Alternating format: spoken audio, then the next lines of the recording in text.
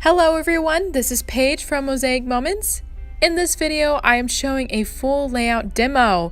So you can see more of my process for creating a page. I know a lot of you wanted to see more of these kinds of demos.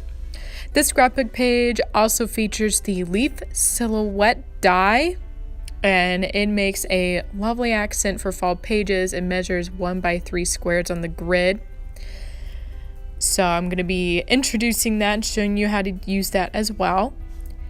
So before I begin, don't forget to subscribe to our channel to be updated on all of our tutorials and demos. If you ever have any questions, you can leave them below in the comments. Alright, so let's get started. For my layout, I am using pattern number 177, and you can see this and more on mosaicmoments.com/patterns. When I begin my layout, I start by cutting the larger pieces first. Then later, I will fill the rest of my page with the smaller pieces. Right now, this is going to be a mat for a 4x6 photo. Now I'm using the 4x5 square die from set C. This mat will be for my focal point. This is the 3x5 square die from set B. One tip we always say is to place the die at an angle. The pressure from the machine distributes better and you can get a cleaner cut. I'm using a magnetic plate, so sometimes the die may shift around. If that's the case, you may want to use washi tape.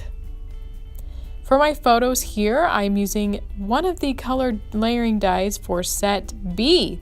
So the basic die set does have its own layering dies, but they do cut the photos much smaller. So I like using this set when I want my photo to have a larger cut on my mat. I'm just trying to get my die straight on this photo so it doesn't look crooked. And now I'm done. So I want to show you one trick you can do with the Mosaic Moments cutting mat.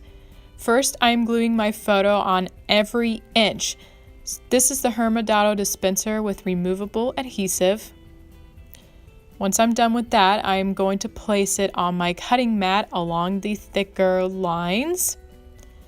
The cardstock that I'm showing now was cut with a die earlier, maybe you remember that, and I'm going to place it right above my photo. So my photo is already 4 inches wide, so it won't need to be cut in that direction, but the height needs to be shorter. So the easiest steps are to first cut your photo the same length as your paper. And that's what I did now. You notice my photo is the same exact length as my cardstock above it. Next, I'm going to trim 3/8 off from the photo. Now you may need to decide. You may want to trim 2/8 from the top and 1/8 from the bottom. I decided with my subject, I want my subject to be centered, so I just cut 3/8 off from the top. And now it's trimmed perfectly for my mat, so I didn't even have to cut the width, just the height. So the reason why I decided to hand cut this time is because if I were to use one of the layering dies from the basic set, my photo would have ended up being pretty small, smaller than I wanted it. But I could have used one of the colored layering dies, but for this size, my photo actually would have been too small for that layering die. So hand cutting for me was the best option here for what I wanted. The photo is a little bit bigger and it still shows my mat. Alright, now I'm at the easiest part to any page. I'm gluing down my mat. This one fits my 4x6 photograph, so I did not have to trim it at all. And you have to decide where to the mat's a little bit bigger on the width, so you can shift it to one side or the other. It's a good way to place some journaling on the side or a little accent. I decided to just place it in the middle because I didn't need any journaling for this page. And now I'm adding my cardstock that I cut earlier. And if you remember, I cut these photos with my layering dies earlier. So you just gotta eyeball it the best you can to center your photos within the mat. And that part's all done. And now I just need to fill in the smaller spaces.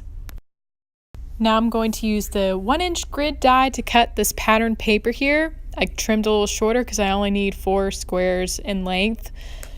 I don't like wasting pattern paper, and I'm sure you don't either. So I just roll it through the machine and it cuts each square really easily.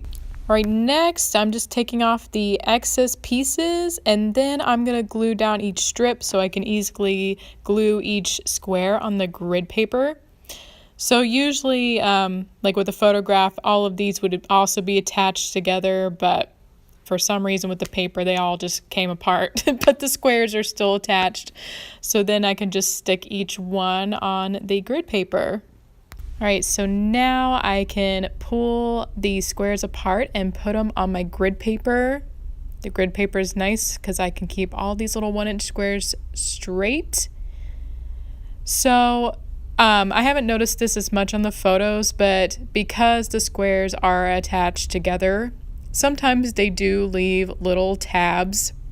So you can grab a pair of scissors like I am doing now and just cut them off.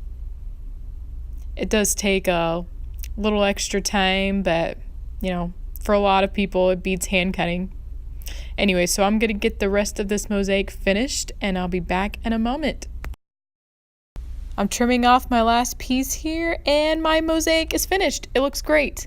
I'm finally getting to leaf silhouette die.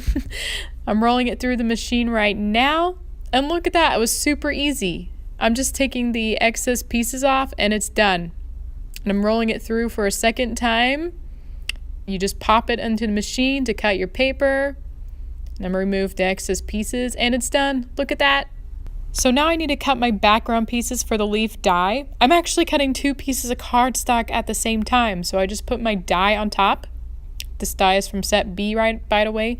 And I roll it through twice. And look at that, it's done. 2 pieces at the same time. First, I need to glue down my background pieces, so I'm using my removable adhesive and then sticking it right on the grid paper, and that was pretty easy. Next, I'm going to do the leaf silhouette, and it's a little trickier to get the glue down, so I press the glue on different parts of the die cut around the corners and edges, and I'm just scraping off the excess glue on the edges. They stick out, so I just use my finger to rub it off. And then, yeah, you just put them right on top of the background piece and you're done. It's a really easy die to use. I love it. It's a great accent for fall pages. To finalize my page, I'm going to add the year. So right now this is the numbers 3 die set and I use the number dies all the time. I just use enough paper for what I need. A lot of times the paper does get stuck in the die, so I'm just using my tweezers to pull them out. All of our dies have holes in the corner, in one of the corners usually, so you can just push the tweezer in and then you can kind of grab the paper and pull it all out. Now I'm going to use a 1-inch punch to quickly cut my background piece for each number. You don't even need a background piece. You could even use the grid paper as your background since the lines won't show. Now I'm using my glue carefully to stick down behind these numbers. I really like the numbers. They're so versatile and I use them for almost anything. So a trick with numbers like the 0, you could leave it like this if you wanted to, but I like using this, see that 0 part? It's not going to be permanent, but I use it to line up my circle or oval part in the center. I could eyeball it, but I like it to be as perfect as possible. And there you go. That's a good trick to center that oval part in the 0. And I'm going to do the same thing on this 6 actually. Again, I could leave it like that, but I'm going to put the 6 part in there to put the circle in, and it's done. My page is finally finished and it looks really good. I really love the fall, so I love my fall scrapbook pages, and I hope that you enjoy using the leaf silhouette die at home. It's a great accent. It's very easy to use when you need something quick.